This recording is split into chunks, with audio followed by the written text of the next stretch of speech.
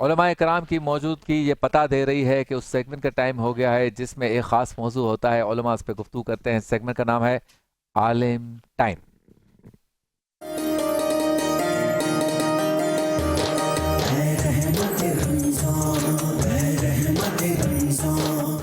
حضرت عائشہ صدیقہ رضی اللہ تعالیٰ عنہا کا تذکرہ ہوگا۔ آج ہماری اماں عائشہ کا تذکرہ ہوگا۔ تین معزز علماء کرام ہمارے ساتھ موجود ہیں، ڈاکٹر جواد ہاشمی صاحب، مفتی غلام دستگیر صاحب اور مفتی شاہد نعیمی صاحب۔ آپ تینوں حضرات کا شکریہ، السلام علیکم، آپ تشریف لائے۔ دو ثناء بھی ہمارے ساتھ موجود ہیں، بدر منیر قادری صاحب اور نعمان عادل صاحب۔ وقت مقررہ پہ انشاءاللہ آپ سے کلام بھی سنیں گے اور منقبت بھی اگر ہو جائے تو کیا بات ہے انشاءاللہ۔ تو سب سے پہلے ڈاکٹر جواد صاحب یہ بتائیں کہ سرکار دو عالم صلی اللہ علیہ وسلم کی جو ازواج مطہرات ہیں، اس کے بارے میں ہمیں کیا حکم دیا گیا ہے اور قرآن پاک میں ان کے کیا فضائل بیان ہوئے ہیں؟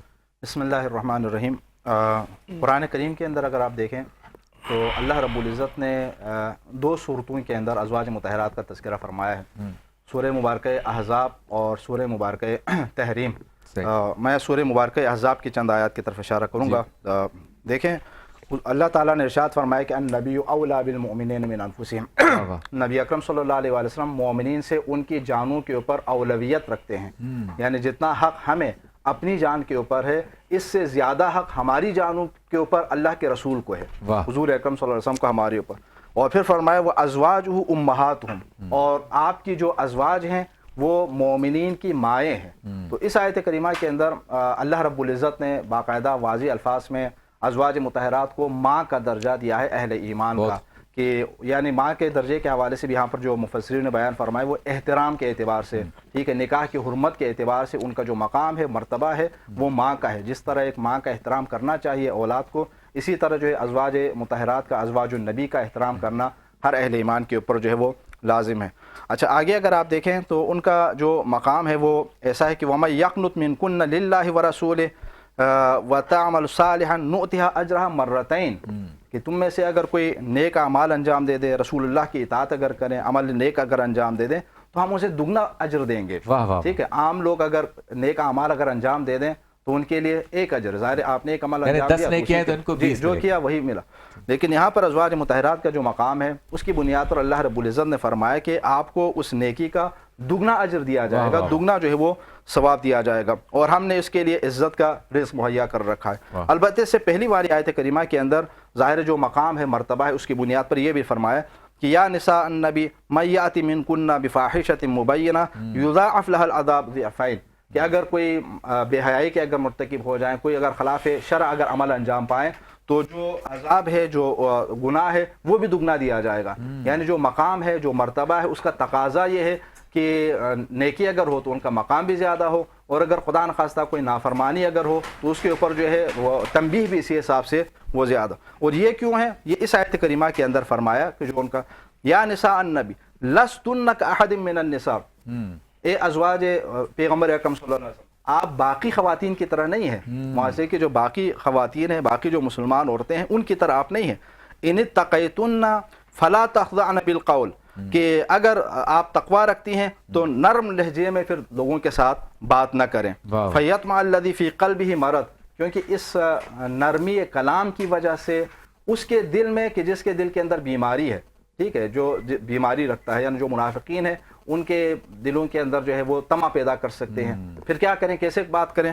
وَقُلْنَا قَوْلًا مَعْرُوفًا، معروف طریقے سے بات کریں، عام انداز میں آپ بات کر لیں، ٹھیک ہے۔ تو یہاں پر ظاہر ہے یہ جو اس سے ہمیں یہ بھی درس ملتا ہے، ازواج مطہرات یہاں پر مخاطب ہیں لیکن پوری امت کی خواتین کے لیے کہ جب لوگوں کے ساتھ بات کریں تو وہاں پر جو ہے آرڈنری اس انداز میں بات نہ کریں کہ جس کی وجہ سے دوسرے جو ہے وہ کیا ہے آپ کے حوالے سے طمع کا شکار ہو جائے یا غلط تصورات ان کے دل کے اندر آئے۔ اور پھر فرمایا وَقَرْنَ فِي بُيُوتِكُنَّ وَلَا تَبَرَّجْنَ تَبَرُّجَ الْجَاهِلِيَّةِ الْأُولَىٰ، اور اے نبی کی بیویوں اپنے گھروں میں جم کر بیٹھی رہو، اور جو زمانے قدیم کا جو طرز تھا، انداز تھا، اس طرح اپنے آپ کو نمایاں کر کے جو ہے وہ باہر تشریف نہ لائیں۔ تو یہ اللہ رب العزت نے اس سورہ مبارکہ کے ان آیات کریمہ کے اندر جو ہے ان کے حوالے سے جو بیان فرمایا اس سے ہمیں ان کے مقام کا، مرتبے کا علم ہوتا ہے کہ عام خواتین کی طرح نہیں ہے۔ اچھا شاہد نعیمی صاحب، حضرت عائشہ صدیقہ رضی اللہ تعالیٰ عنہ کے کیا فضائل بیان ہوئے ہیں؟ الحمدللہ رب العالمین والصلاة والسلام علی رسولہ الکریم اما بعد بسم اللہ الرحمن الرحیم۔ بہت اہم دن ہے آج کا۔ سیدہ طیبہ طاہرہ عالمہ فاضلہ فقیہہ واہ واہ واہ۔ مقدسہ سلام اللہ علیہا ازواج مطہرات میں ایک منفرد حیثیت رکھنے والی ہماری امی جان اما عائشہ صدیقہ رضی اللہ تعالیٰ عنہ، جن کا امت پر بہت احسانات ہیں۔ واہ واہ۔ نبی رحمت صلی اللہ علیہ وآلہ وسلم کی قربت آپ کے ساتھ جو ہجرت کے بعد رہی، ہجرت کے دوسرے سال میں آپ کا نکاح ہوا تھا، رخصتی ہوئی تھی، تو آپ کی قربت رہی، اور حضور سید عالم صلی اللہ علیہ وآلہ وسلم نے خود فرمایا کہ ازواج میں جتنی حدیث پر گہری نگاہ، علم میں جتنی گہری نگاہ، علوم میں جتنی گہری نگاہ سیدہ عائشہ کے پاس ہے وہ کسی کے پاس نہیں۔ واہ واہ سبحان اللہ۔ ڈائریکٹ سرکار سے اقتضاب فیض حاصل کیا ہے۔ سیدہ عائشہ نے ڈائریکٹ سرکار سے علم سیکھا ہے، واہ۔ قرآن سیکھا ہے، حدیث سیکھی، فقہ سیکھا۔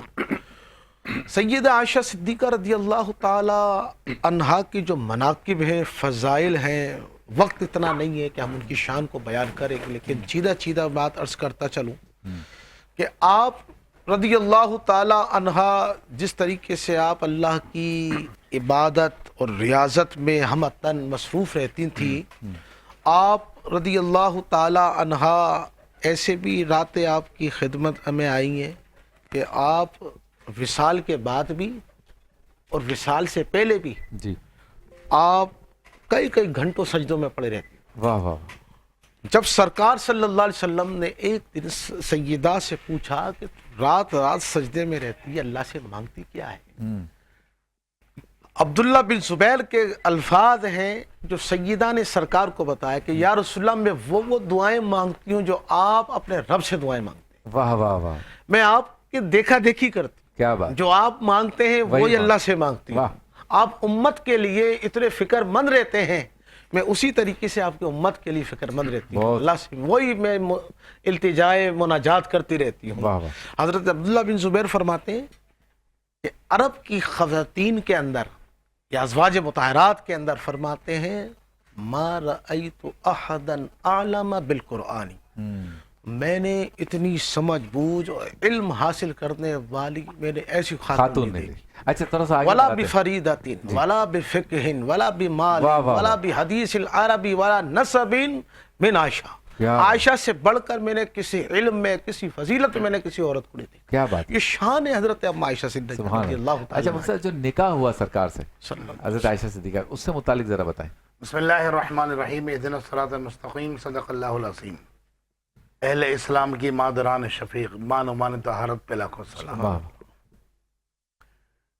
سبحان اللہ۔ سیدہ عائشہ رضی اللہ تعالی عنہا وہ ہستی پاک ہیں کہ جن کی تطہیر قرآن میں آسمانوں سے نازل ہوئی، واہ واہ۔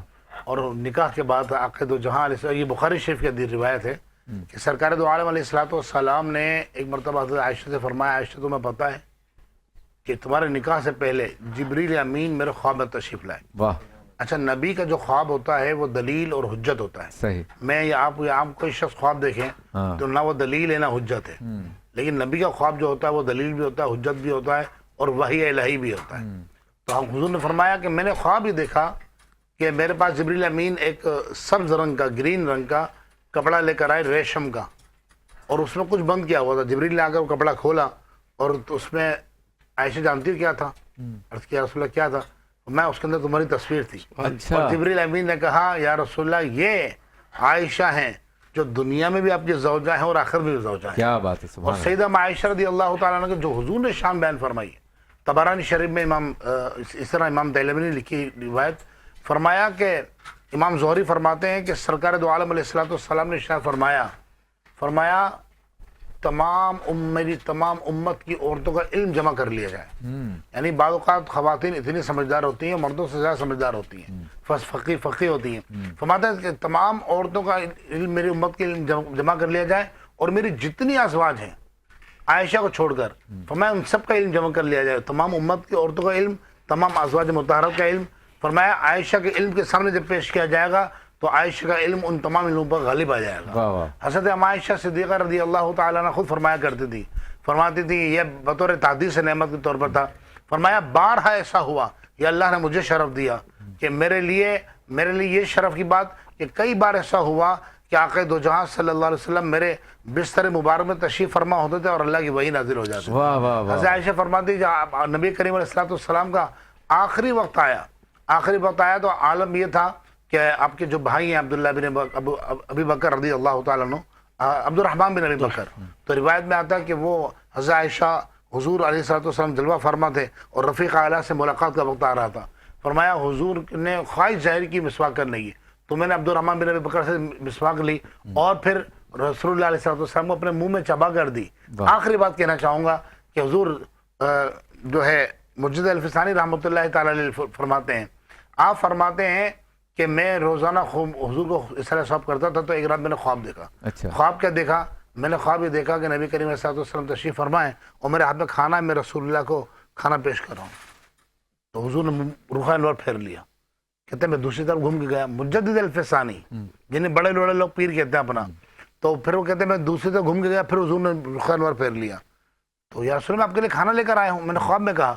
تو حضور نے فرمایا میں عائشہ کے گھر کھانا کھاتا ہوں. فرمایا یہ میں نے خواب دیکھا, میری آنکھ کھل گئی. میری آنکھ کھلی, میں سمجھ گیا کہ آقا دو جگہ اشارہ کیا ہے کہ تو صرف میری آل کو اصلاح ثواب کرتا ہے, عائشہ کو نہیں کرتا ہے. کیا بات. فرمایا اس دن سے میں نے معمول بنا لیا کہ میں جب حضور کے آل کو اصلاح ثواب کرتا تھا تو سیدہ عائشہ کو ضرور اصلاح ثواب کیا کرتا تھا. بہت خوب.